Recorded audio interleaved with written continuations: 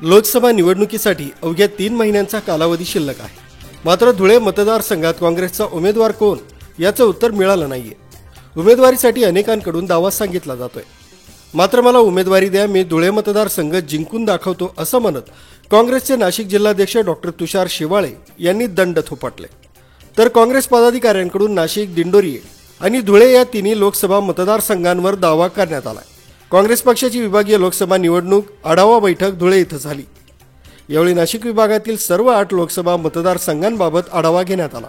महाराष्ट्राचे प्रभारी रमेश चेन्नीथला, प्रदेशाध्यक्ष नाना पटोले आणि माजी मंत्री बाळासाहेब थोरात यांसह निरीक्षक म्हणून आलेल्या नेत्यांकडे पक्षाच्या नाशिकच्या पदाधिकाऱ्यांनी आग्रही मागणी करीत नाशिक, दिंडोरी आणि धुळे या तिन्ही मतदारसंघांवर दावा केला।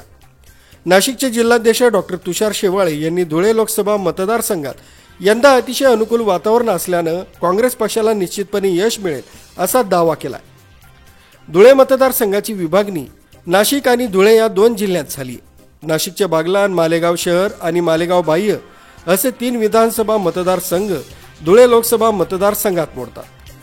त्यात 10 लाख मतदार नाशिक जिल्ह्यातील आहेत। साधारणतः 49% नाशिक आणि 51% धुळे अशी मतदारांची विभागणी आहे। त्यामध्ये मालेगाव आणि धुळे हा मुस्लिम बहुल विधानसभा मतदारसंघ काँग्रेस पक्षाला अनुकूल आहे असंही गणित मांडलं जात आहे। वंचित सोबत आल्यास ताकद वाढणार। धुळे लोकसभा मतदारसंघ गेल्या 3 निवडणुकांपासून भारतीय जनता पक्षाकडे आहे। गेल्या 3 निवडणुकीत भाजपचे प्रताप सोनवणे एकदा आणि धुळ्याचे डॉक्टर सुभाष भामरे हे 2दा विजयी झाले।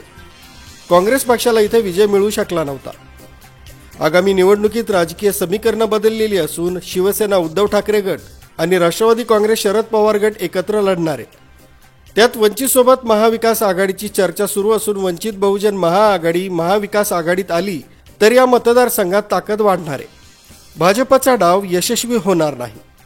मुस्लिम मतांच्या विभागणीचा भारतीय जनता पक्षाचा डाव यंदा यशस्वी होऊ दिला जाणार नाही। त्यासाठी आम्ही सक्रिय असून मतदारसंघात संपर्क ठेवून आहोत। त्यामुळे काँग्रेस पक्षानं धुळे मतदारसंघात प्राधान्यानं तसंच लवकर उमेदवारीचा निर्णय घ्यावा।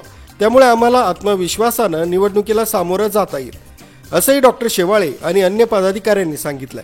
त्यामुळे उमेदवारीसाठी श्यामकांत सनेर धुळे, निवृत्त IPS अधिकारी अब्दुल रेहमान आणि डॉक्टर शेवाळे हे 3 उमेदवार आघाडीवर असल्यानं कोणाला उमेदवारी मिळणार याची चर्चा आहे।